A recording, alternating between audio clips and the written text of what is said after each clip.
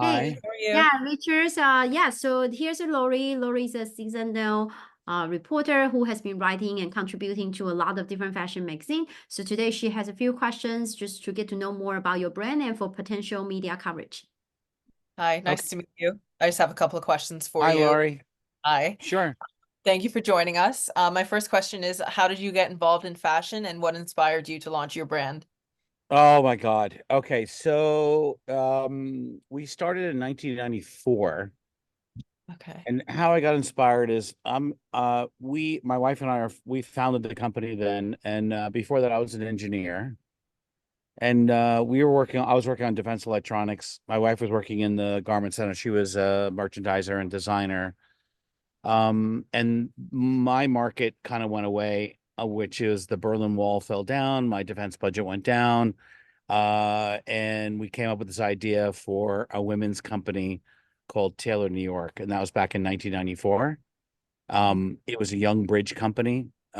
We sold Barney's, Dayton's, Bloomies, Bendel's, all of them, Bergdorf, and we were in this uh kind of this double RL women's, and we were suitables, and it was um all domestic, all cut and sew in New York, and that was in 94. And then in 97 we went younger sportswear, more of a that's when Lily Pulitzer was starting to come back in 98, 99. Vineyard Vines started with the men, so we went more of this preppy women's company. And then in 2005 we launched men's at the Project Show, and in 2012 we started doing the bigger box, and then we've developed and grown and evolved since then. We're basically a men's company now. We're relaunching the women's next year. Actually, we're relaunching it Mhm. just with my women's partner overseas. And what inspired me to get into the business was really, it was the thought that we had the designer, we had this business plan, we had these samples, and at the time I realized, everybody's gonna have to wear clothes. How hard can this be? Mhm. And it was really hard. So and then from there we just evolved. It's a lifestyle brand. We are a lifestyle Connecticut, um uh coastal. We really consider ourselves an East Coast heritage brand at this point. Because we've been doing it so long. Um, and that's kind of where we are right now. And did that answer that question right? Certainly did. Okay. And what would you say are some distinct elements of your brand's design aesthetic?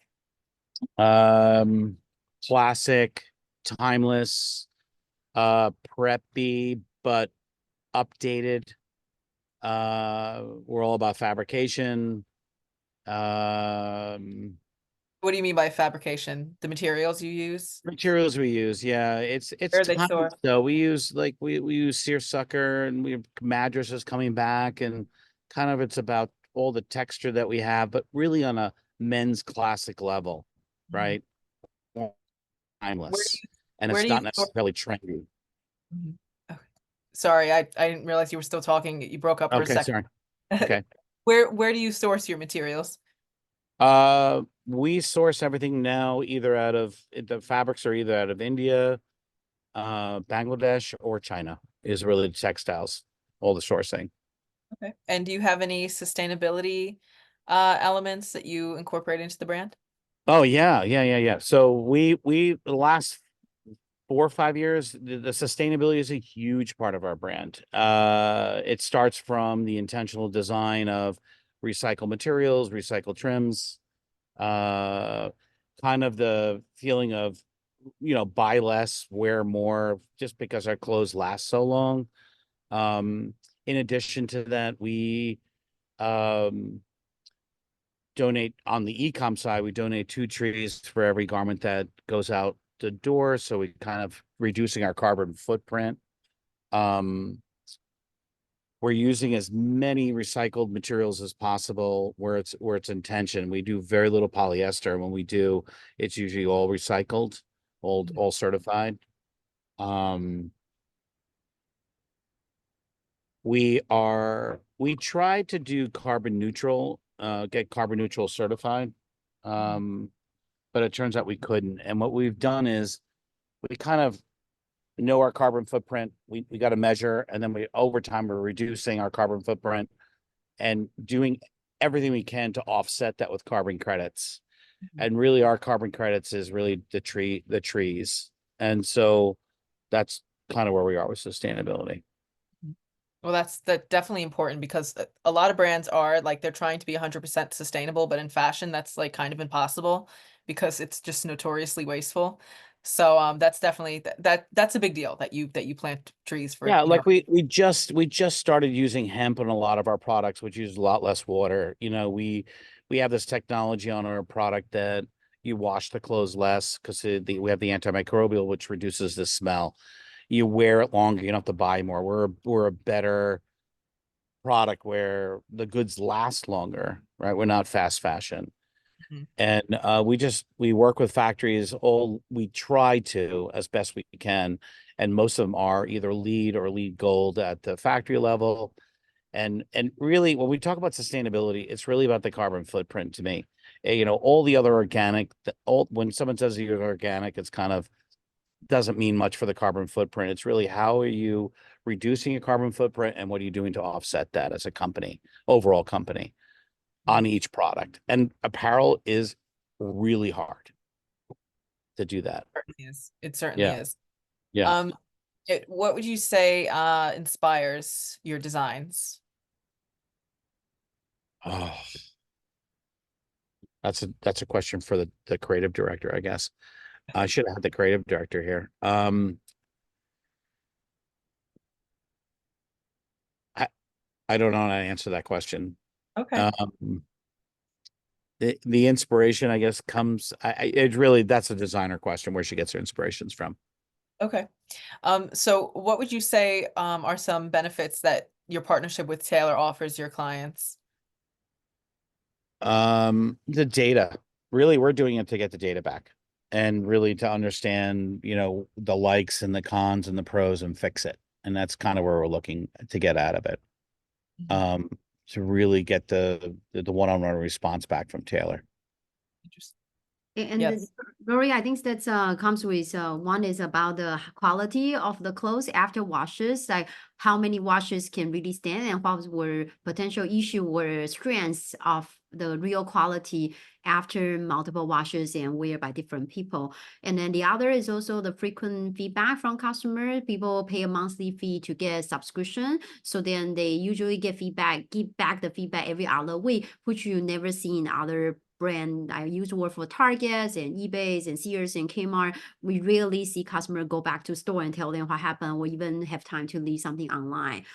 We also get information on customers' true preference because they pay a monthly fee. So when they were working with our AI and human stylists to pick certain item is what they truly desire, not impacted by the purchase price. Similar to how you decide what to watch on Netflix. You pay a monthly fee, so when you watch a show, it's not because it's at discount, it's because you really like it. So then we also have this real feedback and on what customers' true preference, their hearting item, their review and their comment, and we feed the information back to fashion brand. And we also help them to know where are they compared to their cohort.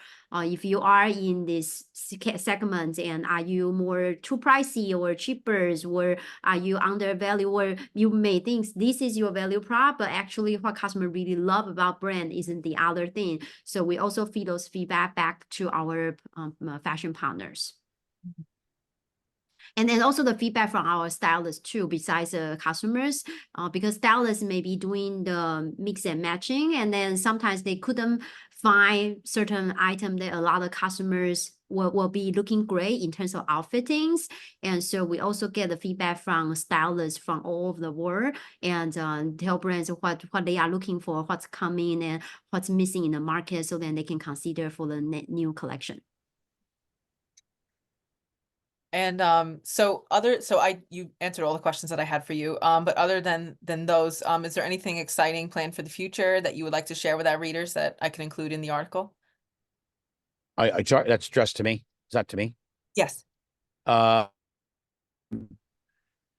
anything exciting for Taylor Vintage? Collection. We're our men's collection is solid. We're always innovating, always bringing new fabrics, bringing more sustainable fabrics into the product, and the relaunching of the women's to me is the most exciting for next year. And when we talk about sustainability, again, back to that, really, it's about using pre-consume and post-consume yarns and using more sustainable fabrics like hemp, using less water. And when I was over my overseas trip, we just learned about pineapple yarns, and we learned about this milk yarn, which I was trying to understand. So it's really, that's probably the most is the new fabrics that are coming out, sustainable fabrics for next year, and the technology that we have. Now, we do have this Aerotech technology. If you go to our website, maybe I can share my screen, where we engineered this DWR on one side, which is a water repellent, while maintaining moisture wicking on the inside. So it's a breathable water repellency. In addition, we put this non-silver antimicrobial on it. So we've been doing that for a while. And if you go to, you want me to do the share screen? I can show you what we're doing here. Let me do sure. that. Let me screen. Let me get to my website. You can see my website now. Yes. Let's go to Discover. Let's go to our technology. This technology really drives our business. We did this just pre-COVID, and this is something that is kind of unique in the marketplace. Not a lot of people doing it effectively. People do have this water repellency, but we have it with moisture wicking, and it's something that we do, and it's exciting. And so on mostly our cotton-based products. We don't do a lot of polyester. We don't do a lot of synthetics. Cool. Yeah, and it's really cool. And we're going to be completely fluoro-free as of now. We're shipping our first C0. It's called C0 because most of these water repellencies use fluorocarbons, which is like a C6, which is really not good. Even we're kind of following the Patagonia route when it comes to this. So this drives our business. This is our number one bottom right here. And then really the most exciting thing for us is really, is again, going into, if you go to our sustainability page, it's kind of important, is really this circular, we call this circular design, this intentional design from the beginning when we start the product, all the way to the factories, all the way to the pre-consume, post-consume yarns, and then also offsetting it with your carbon footprint.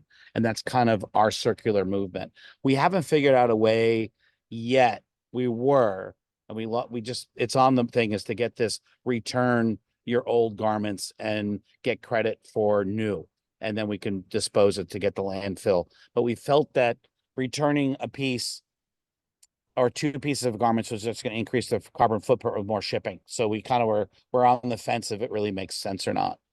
And if you go through this part of our website, we really do believe in a lot of this. So when you talk about sustainability for us, it's on the front page. I mean, we consider ourselves a true sustainable brand, and we're not green shaming here. Okay. Do you go by any UN SDGs? We don't buy any credits. We do just the trees. No, sorry, SDGs meaning the Sustainable Development Goals from the UN that they set out to have all the world and different apparel brands and different categories following by 2030. Are you familiar? No, I haven't followed. I'm not following that. No, we're just doing this on our own. Your diagram really reminds me of that. I used to write for a sustainable marketplace, and it's like if you want to make sure that you're following their guidelines, you already have it down pat. So that kind of just, if you don't know what that is, it's telling me that this brand really has a dedication to sustainability, because it really looks like it's modeled after the UN charter. Oh, good. Well, that's good. I Yeah. mean, we when we were going up to sustainability, during COVID, I really wanted to get certified carbon neutral, and for long reasons we couldn't. So we said, let's just do it on our own. We don't need a tag to show that we're doing it or a certification. Let's just take that model and run with it and just feel good about it internally. Right. So that's part of our story, I guess. And then plus I don't know where to start. I wish Joy was on this Zoom. I didn't realize it was about. I should have had her here. She was not available. Well, I And can always send follow-up questions when I start writing the article, because when I start writing, I'm gonna probably have more questions, and I could connect with Anya, and then you can add anything else that you didn't include in this meeting. Yeah. Well, it's exciting. We're going to Newfoundland for the fall shoot. We just finished up we were in Morocco for the first time, if that means anything. There's some really cool branding here. I can get you some videos. I have beautiful, beautiful photography. Yeah, send me all of your photography that you've taken around the world, because that would really help to include that in the pitch that I sent to the magazines. yeah, Okay. Richard, there's a document where you can put your medium and materials there, and so just add the informations there. Do you want me to, the video is very heavy. I've got, The link, mean- you can put the link there, no problem. should we send you Dropbox links? Because everything is in Yeah, Dropbox. just put your Dropbox links on the Google Doc. In the Google. Okay. Could you send me do I have access to that? You do. Okay. You'll send that to me. Sure. And then we can send you all the video, all the imagery from previous campaigns. But if you go, Laurie, if you go to, it's Laurie, Laura or Laurie? Laurie. Laurie, if you go to Discover Us and you go to our campaigns and our lookbooks here, most of it's here from previous seasons. So you'll see that our imagery from British Virgin Islands, from Iceland, from Norway, you'll see all it here. You'll see, and this will really give you a good vibe of who we are. And Cabo, we did Cabo. Interesting. Yeah, and I'm there. We're there. We produce it. So we produce it ourselves. We sketch it out ourselves. We have a professional film team. Don't get me wrong, but we style it. We have a very tight team and we do this ourselves. Interesting. This is Yeah. really cool. The All fact Yeah. that you house is really amazing. Yeah, the imagery is amazing. I can't. I love all this stuff. I mean, we can go. This is like my home movies. You know, I start showing it to customers. People get bored, and I said, "No, wait. You gotta. It's only 30 seconds. Watch this." So All right. I think we are good. Thank you so much, Richard. okay. And thanks, Laurie, for the long 2 hours, and really appreciate your times here. And I have made introduction for you guys. And so then feel free to email back and forth for additional informations.